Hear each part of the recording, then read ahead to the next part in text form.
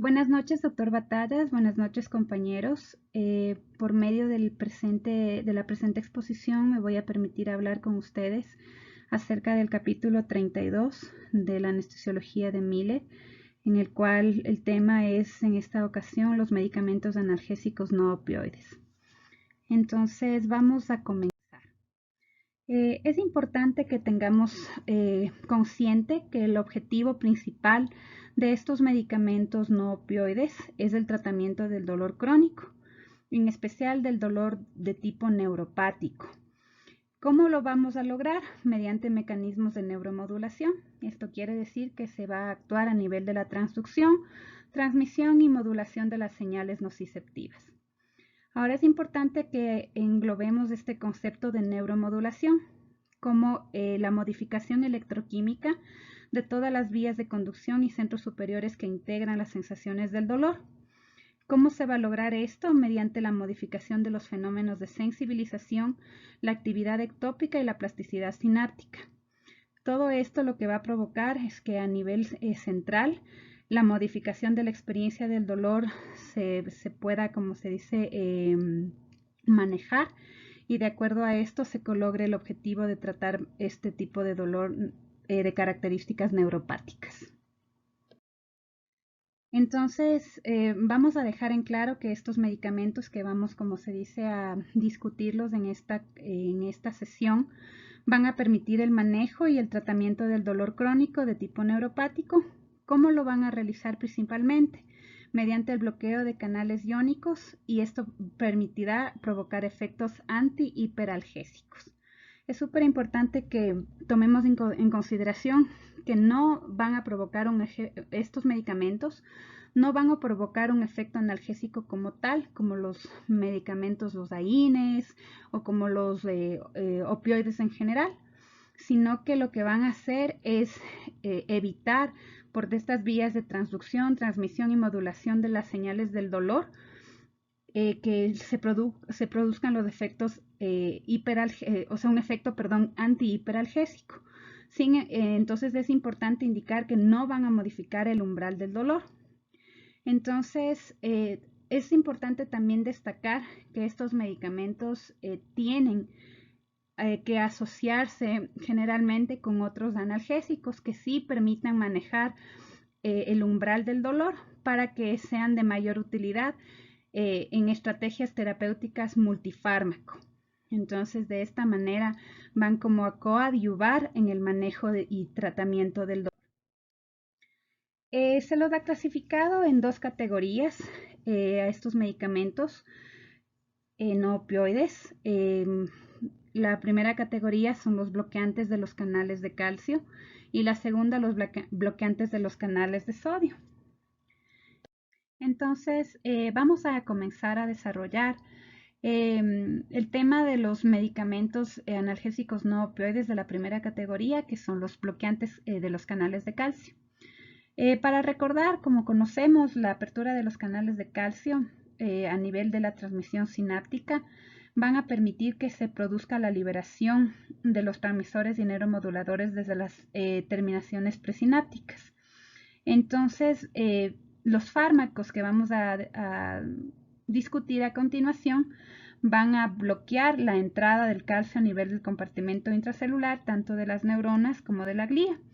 Entonces, como ustedes conocen, tenemos evidencia que la glía desempeña un papel fundamental tanto en la percepción y manejo del dolor. Entonces, estos cambios en la concentración intracelular de calcio van a permitir, como se dice, modular las respuestas del dolor, ya que al excitarse la membrana va a producirse una serie de respuestas en cadena que van a modular los procesos nociceptivos y antinociceptivos. ¿Cómo se va a producir esto? A nivel de 5 tipos de los canales de calcio que se conocen, que están, como se dice, distribuidos a nivel de las neuronas y de la glía. Sobre todo vamos a ir tratando en cada uno de los medicamentos a nivel de qué sitio actúan principalmente. Me he permitido hablar tanto de la pregabalina como de la gabapentina en un solo tema, ya que tienen una similitud muy importante tanto en su parte de farmacocinética, farmacodinámica, y voy a ir haciendo puntualizaciones y diferenciaciones, en este caso, de cada uno de los dos medicamentos. La gabapentina y la pregabalina fueron aprobados por la Federación Americana de Drogas inicialmente como anticonvulsivantes y posteriormente se los ha estado utilizando como medicamentos para el manejo del dolor de tipo crónico.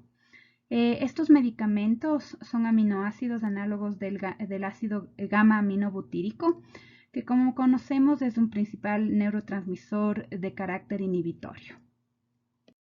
Dentro del mecanismo de acción, la gabapentina va a unirse a la subunidad alfa-2 delta-2 y en cambio la pregabalina a la unidad alfa-2 delta de los canales de calcio tipo N. En este caso, como ya conocemos, va a haber ese bloqueo del ingreso de calcio, por lo tanto la disminución intracelular del mismo a nivel neuronal y de la glía, y esto va a provocar la disminución de la liberación de glutamato y sustancia P, que son neurotransmisores excitatorios y que están involucrados dentro de la percepción dolorosa. Se habla también que la gabapentina puede inducir la liberación de un péptido relacionado con el gen de la calcitonina, como una, como se dice, diferencia, que también puede estar involucrado en el tema del dolor. Es importante destacar que pese a la similitud estructural que tienen estos dos medicamentos con el ácido gamma aminobutírico, estos fármacos no van a actuar de forma directa sobre los receptores existentes para el GABA, pero estos fármacos sí pueden modificar la liberación sináptica y no sináptica de este GABA, y esto es lo que va a provocar lo que conocemos como neuromodulación nociceptiva, que es como habíamos indicado, efectos a nivel de la transducción, transmisión y modulación de las señales del dolor. Hablando de la farmacocinética de la pregabalina y la gabapentina, comparten muchas similitudes. En este caso no tienen un metabolismo hepático como tal. La absorción de estos medicamentos es dependiente de la dosis. No se unen a proteínas plasmáticas. La interacción de estos dos medicamentos con otras drogas es mínima. Principalmente la eliminación de estos fármacos es por vía renal totalmente y se excretan sin cambios. Hay una ligera diferenciación entre la gabapentina y la pregabalina en el tema de la semivida. En este caso de la gabapentina menciona de 5 a 8 horas y la semivida de la pregabalina de 4.5 a 7 horas. Pero las diferencias, como ustedes pueden observar, son muy mínimas y lógicamente esto va a determinar el tema de la dosis a administrarse y la pauta terapéutica. Dentro de las patologías que se puede tratar tanto con gabapentina o pregabalina, está incluida la neuropatía diabética, la neuralgia posherpética, la neuralgia del trigémino, el síndrome de dolor regional complejo, varias neuropatías periféricas, incluida la del VIH, los estados de dolor producidos por cáncer, por la esclerosis múltiple, los estados de dolor que provocan las lesiones medulares. Se habla también principalmente en este caso que la pregabalina está indicada en el manejo del dolor por fibromialgia, más que la gabapentina como tal. Como conocemos, todas estas patologías tienen, como se dice, como sintomatología principal un dolor urente, fulgurante, alodinia y hiperalgesia. Entonces estos medicamentos están, como se dice, indicados para el manejo de estos síntomas, pero hay que reiterar que los mismos es importante asociarlos con analgésicos que modulen de por sí el umbral del dolor. Se habla también de la gabapentina y la pregabalina que puede ser utilizada en el manejo del dolor postquirúrgico. Sin embargo, no hay suficiente evidencia que se demuestre que se puede utilizar los mismos en este tipo de manejo. Entonces, sí se lo deja todavía con un interrogante. Se habla, más que nada, Miller habla de las dosis de gabapentina que van a ser tienen que ser manejadas y ajustadas de acuerdo, como se dice, dosis-respuesta. Habla de una dosis inicial que se puede dar de entre 100 a 300 microgramos día y se puede llegar hasta topes de 3.600 miligramos día. En cambio de la pregabalina, igual se abre una dosis inicial de 75 a 150 microgramos día y puede llegar a un tope de administración de hasta de 600 miligramos día. Pero hay que tomar en cuenta que los efectos secundarios que van a provocar estos medicamentos están netamente anclados a la dosis que se administre. Entonces, los principales efectos secundarios que van a provocar la gabapentina y la pregabalina está el mareo, la somnolencia, y en el caso de la pregabalina se ha evidenciado un edema periférico leve a moderado. A continuación vamos a hablar sobre otro medicamento bloqueador de los canales de calcio, que en este caso es la sonisamida. En este caso es un derivado sulfonamídico. El principal mecanismo de acción, bueno, estos medicamentos, como habla la literatura, tienen múltiples mecanismos de acción, pero el principal que nos interesa en este caso que estamos hablando de analgésicos no opioides es un bloqueo a nivel de los canales de calcio y también de los de sodio. En el tema de los canales de calcio van a actuar a nivel de los tipo N. Todo como se dice, este mecanismo de acción lo que va a provocar es una modulación de la liberación de neurotransmisores o monoaminas, en este caso, involucradas dentro de la nocicepción. Y también menciona que puede neutralizar las radicales libres, en este caso, como coadyuvante en el tema, como se dice, de los procesos dolorosos. En este medicamento, la sonisamida, como farmacocinética se puede encontrar que tiene una buena biodisponibilidad.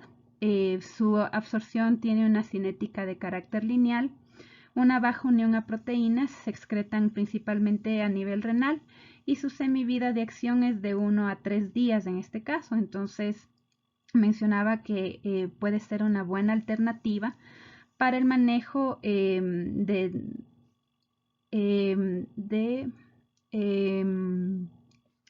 patologías como el síndrome maníaco, la enfermedad de Parkinson, el dolor central que puede producirse post una enfermedad cerebrovascular y también como profilaxis de la migraña.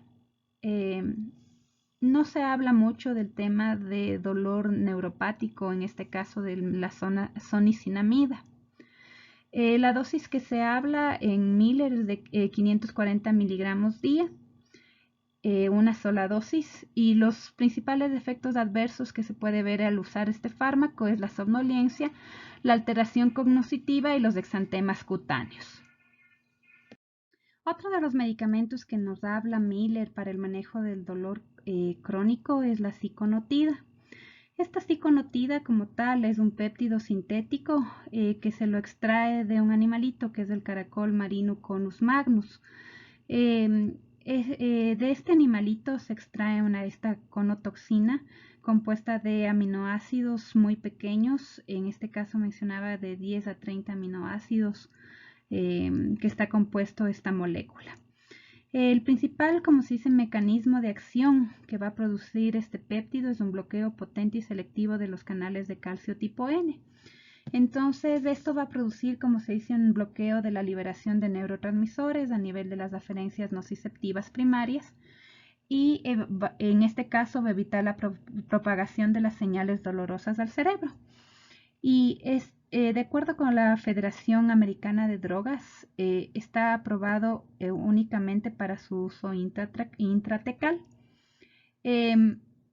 Por eso es que este medicamento, la ciconotida, está indicado en dolores de carácter refractarios al cáncer, en el dolor provocado por el síndrome de inmunodeficiencia adquirida por sus neuropatías periféricas, la neuralgia del trigémino, y tiene dentro, como se dice, de sus ventajas, es que no, esta ciconotida no causa tolerancia en el uso prolongado, como lo puede causar la morfina al ser un opioide dentro del manejo de estas patologías. Entonces me pareció muy interesante lo que nos puede, como si se ayudar esta ciconotida, pero no hay a nivel del país todavía, como se dice, su comercialización.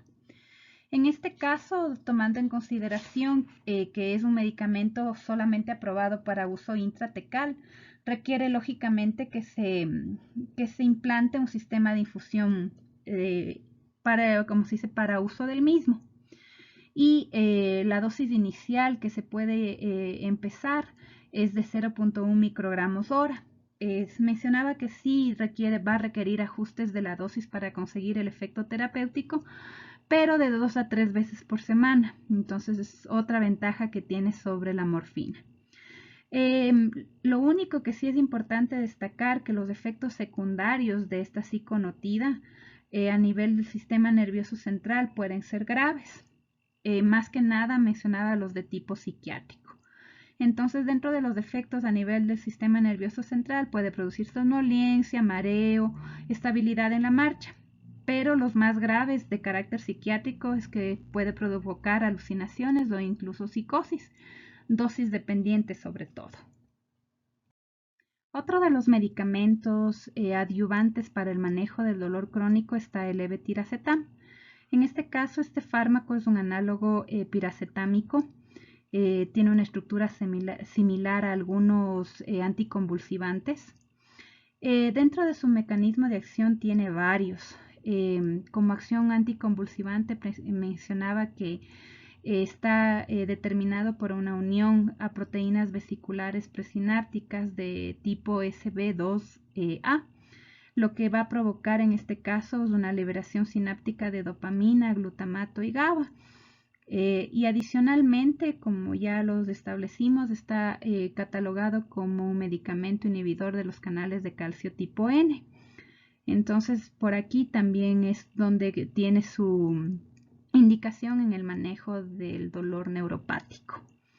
Dentro de la farmacocinética del levetiracetam, tiene una absorción oral completa, no se altera con la alimentación. Su concentración plasmática máxima alcanza en 1.3 horas. Su unión a proteínas es menor al 10%. A nivel hepático no se metaboliza por el citocromo P450, por lo tanto no hay metabolitos activos del mismo. Tiene una semivida plasmática de 6 a 8 horas y en este caso mencionaba que la semivida sí es mayor en ancianos. Su excreción renal mencionaba que se da en un 66% sin cambios por la orina. Las indicaciones terapéuticas del levetiracetam, principalmente y recientemente se estableció por la Federación Americana de Drogas para el tratamiento anticonvulsivante y antiepiléptico. Entonces ese es su principal uso, pero también se está manejándolo para el tratamiento de las plexopatías neoplásticas, de la neuropatía periférica, también como adyuvante para el manejo de la cefalea migrañosa y la neuralgia posherpética. Hay que considerar que Miller menciona que el rango de dosis es súper amplio, entre 500 a 2000 miligramos día. Entonces hay que ir ajustando a la dosis para conseguir un efecto en el caso del manejo del dolor crónico de tipo neuropático.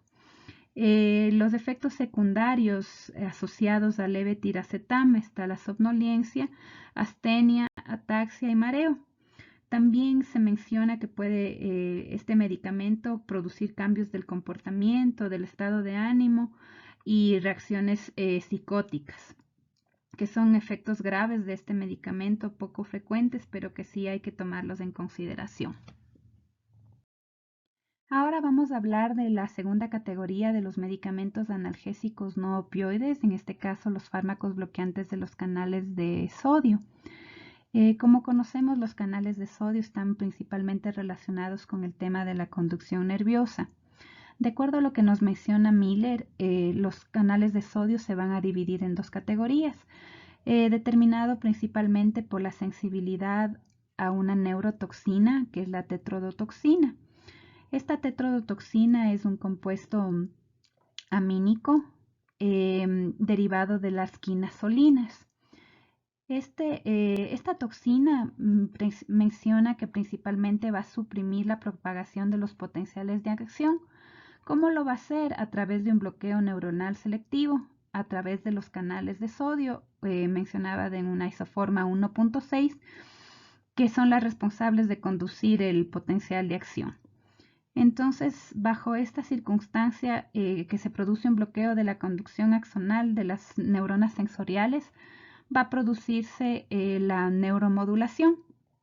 Entonces, Miller también nos menciona que los canales de calcio sensibles a esta tetrodotoxina se encuentran principalmente en neuronas de mediano y gran tamaño de los ganglios dorsales. En cambio, los canales de calcio resistentes a esta tetrodotoxina se encuentran en neuronas de menor tamaño y en las fibras tipo C, nociceptivas. Entonces, aquí viene, como se dice, el mecanismo de acción de estos medicamentos. Adicionalmente, es importante, ya que como conocemos y estamos hablando de la conducción nerviosa, cuando se ve alterada, como se dice, en los nervios periféricos, y estos resultan dañados por algún tipo de trauma o por algún tipo de patología, se van a producir descargas aberrantes de esta conducción nerviosa, lo que va a provocar, como se dice, una hiperalgesia. Entonces, los medicamentos bloqueantes de los canales de sodio se presume que van a suprimir estas descargas descontroladas de la conducción nerviosa, aberrante, pero no van, como se dice, a afectar la conducción nerviosa normal propia, como se dice, de las fibras nerviosas. Entonces vamos a hablar de cada uno de los medicamentos que se pueden asociar para el manejo del dolor de características neuropáticas. En este caso está la lidocaína, que como conocemos es un anestésico local de tipo amida. Es un mecanismo de acción para producir los efectos terapéuticos deseados en el tema de manejo del dolor crónico. Es un bloqueo de los canales de sodio en las isoformas 1.8 y 1.9, localizados en principalmente las neuronas periféricas sensitivas de los ganglios dorsales. La farmacocinética de la lidocaína es una base débil. Se asocia a una unión aproximadamente de 70% a proteínas plasmáticas, principalmente a una glicoproteína ácida alfa 1. Es importante también conocer que la lidocaína se une a la albúmina y es por eso que a concentraciones plasmáticas menciona mayores a 10 microgramos por ml, pues pueden producirse los efectos adversos que ya conocemos de la lidocaína. Las reacciones, como se dice, tóxicas las reacciones de intoxicación por lidocaína. Tiene un metabolito activo que es el monoetil glicinexilidida.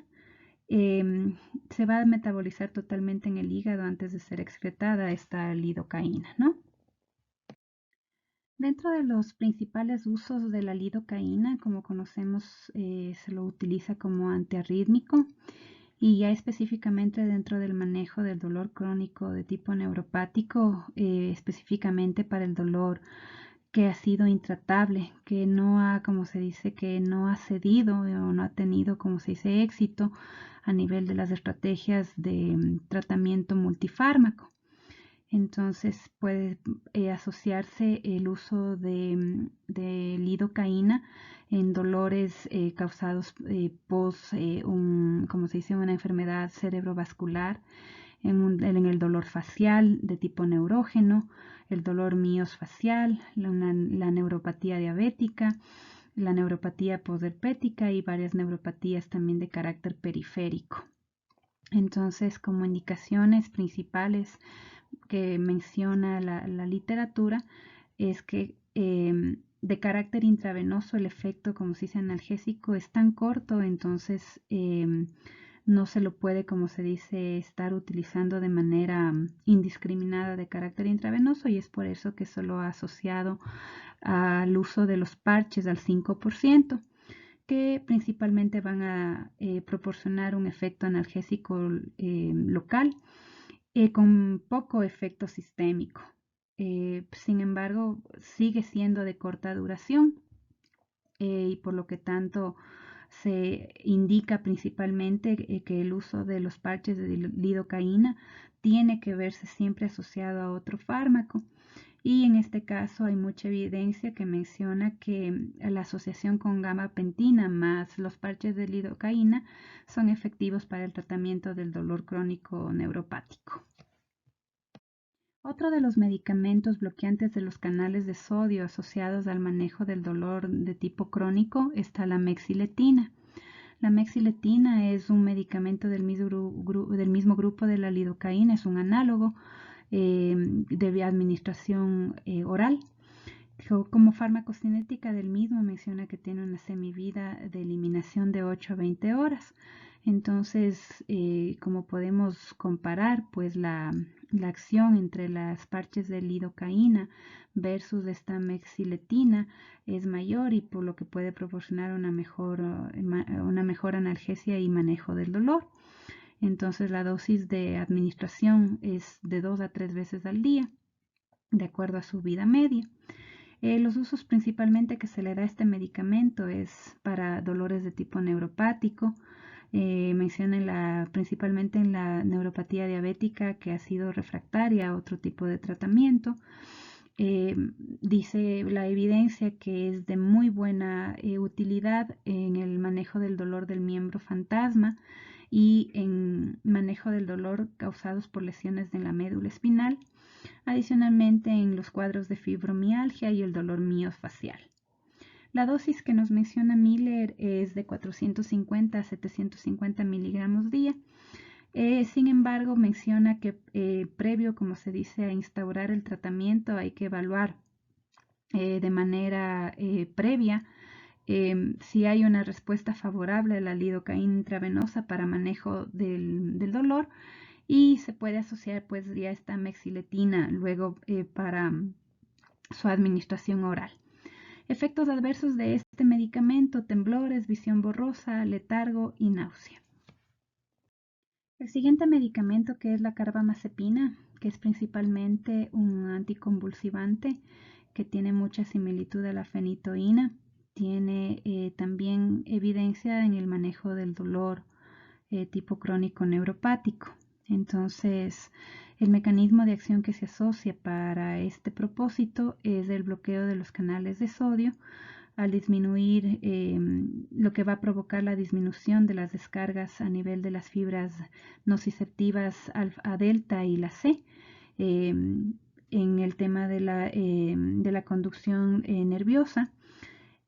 Adicionalmente menciona que otro mecanismo de acción es la potenciación de la corriente de potasio dentro, como se dice, de la célula, que también produce la estabilidad de la membrana, y bajo esta, como se dice, acción puede también potenciarse los mecanismos de neuromodulación.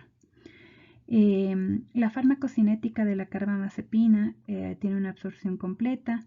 Hay una concentración plasmática máxima de 6 a 8 horas que se consigue con un volumen de distribución lento, menciona de 1 litro por kilo.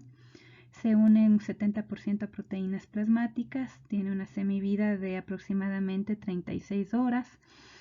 Su metabolismo es completo y produce varios derivados. En este caso menciona el principal derivado es el 10-11 epóxido de carbamazepina.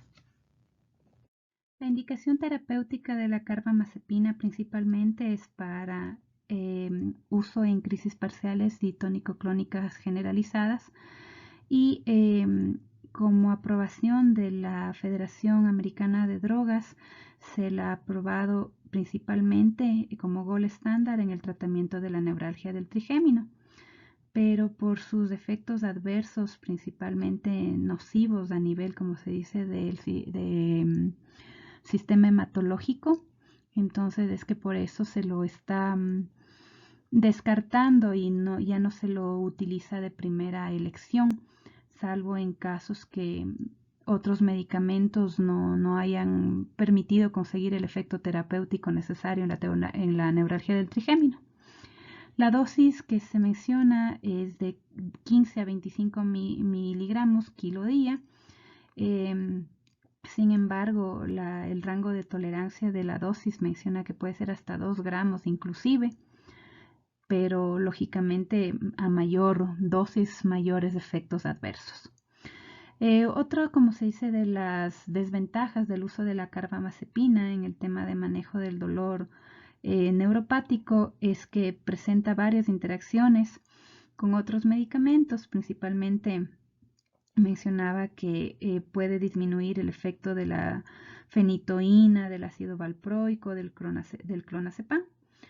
Y como efectos adversos principales que se han evidenciado con el uso de carbamazepina es la anemia plástica, la granulocitosis, también causa diplopia, ataxia, somnolencia y un exantema eritematoso, que se lo puede describir principalmente como un efecto secundario bastante frecuente.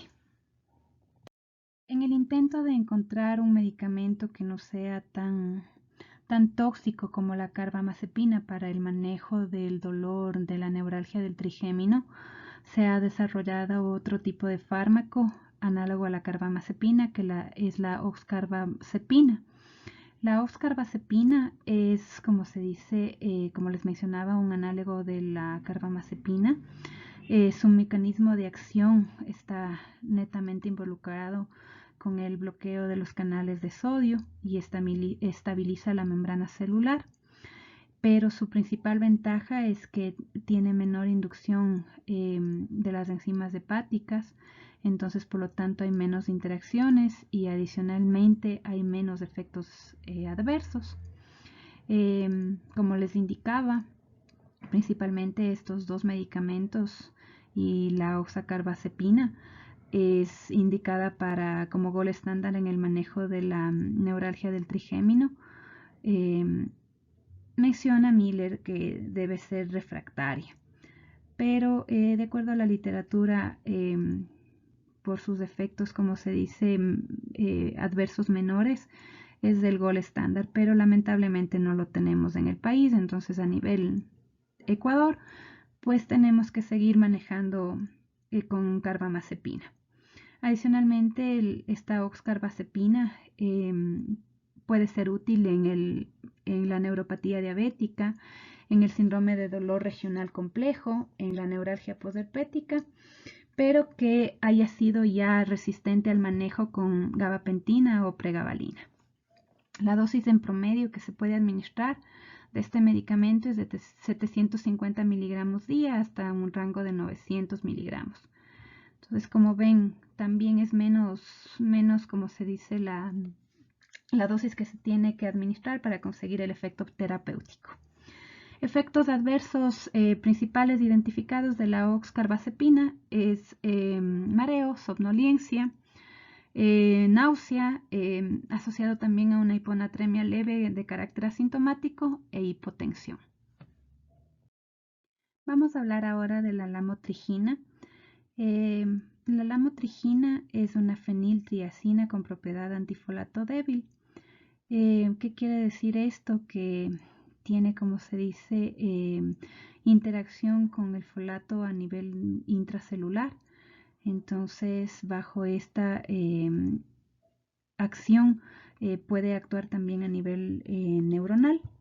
El mecanismo de acción son varios de la lamotrigina, principalmente está asociado a un bloqueo de los canales de sodio, también asociado a los canales de calcio, y adicionalmente produce una disminución de glutamato a nivel, como se dice, de la brecha sináptica.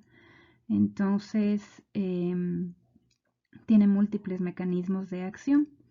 La farmacocinética de la lamotrigina tiene una buena absorción casi completa. Su volumen de distribución se establece entre 1 a 1.4 litros kilo. Se une un 55% a proteínas aproximadamente. Se metaboliza mediante glucuronización a 2N-glucurónido y este se excreta en la orina. Tiene una vida media de aproximadamente 24 horas. Principalmente el uso de estos medicamentos, como ustedes están viendo, es para crisis convulsivas. Sin embargo, en lo que nos compete al manejo del dolor crónico de carácter neuropático, también se ve que es muy eficaz en el manejo de la neuralgia del trigémino, también en el manejo de la neuralgia post-sección nerviosa o lesión medular y en la neuropatía por el virus de inmunodeficiencia humana. La dosis que Miller nos menciona que se puede manejar es entre 75 y 300 miligramos, siempre, como se dice, va a ser necesario un ajuste de dosis para conseguir el efecto terapéutico. 1 a 2 semanas después de que se haya iniciado la administración del fármaco, y se puede llegar a una dosis tope entre 250 a 500 miligramos día. Evidencia de efectos adversos de la lamotrigina: mareo, cefalea, diplopía, náusea, somnolencia, estreñimiento y un exantema. Menciona que este exantema puede ser, como se dice, asociado hasta con un síndrome de Steven-Johnson en 3 de cada 100 personas que se tratan con lamotrigina. Y el último de los medicamentos bloqueantes de los canales de sodio asociado al manejo del dolor crónico de tipo neuropático es el topiramato, principalmente conocido como un anticonvulsivante. Su mecanismo de acción, como hemos visto en la mayor parte de los fármacos, es de multiacción, ya que tiene varios, como se dice, mecanismos. En este caso, el topiramato menciona que produce un antagonismo del potencial de acción, inhibiendo en este caso las descargas repetitivas en las neuronas de la médula espinal, al bloquear, como se dice, los canales, no solamente los de sodio, sino también los de calcio, en este caso los de tipo L principalmente. Otra acción menciona que es a nivel de las sinasas y que va a alterar la fosforilación de los canales iónicos y adicionalmente de los ligandos de los receptores de los canales iónicos. Y también va a inhibir la acción excitadora del kainamato sobre los receptores de glutamato, esto a nivel de receptores no asociados a NMDA. Algo importante que se destaca del topiramato es que también potencia el efecto inhibidor del ácido gamma aminobutírico, ya que actúa en otro lugar diferente a los sitios de acción de las benzodiazepinas o de los barbitúricos. Entonces también tiene un efecto inhibidor en este caso, el topiramato.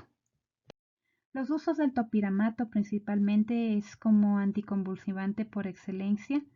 Se asocia también para el manejo de múltiples neuropatías periféricas y también como antimigrañoso. La dosis que se habla para el manejo de neuropatías es un poco alta, menciona de 400 miligramos día. Y para la profilaxis de la migraña y de la cefalea en racimos principalmente, menciona una dosis a utilizarse de entre 30 a 80 miligramos día. Efectos adversos principalmente asociados al topiramato son dosis dependiente. Se establece como la somnolencia, la fatiga, mareo, lentitud cognitiva, parestesias, nerviosismo, confusión, miopía aguda, casos de glaucoma, asociado también a cuadros de urolitiasis y una evidente, como se dice, pérdida de peso, que de acuerdo a lo que detalla Miller, se ha visto que puede ser un efecto secundario de hasta un 7%. Entonces, hay que evaluar realmente, como se dice, el riesgo-beneficio de asociar el topiramato para el tratamiento del dolor crónico, en este caso. Me permito agradecerles su atención hemos terminado el tema a tratarse en esta ocasión. Les envío un cordial saludo y que tengan una buena noche.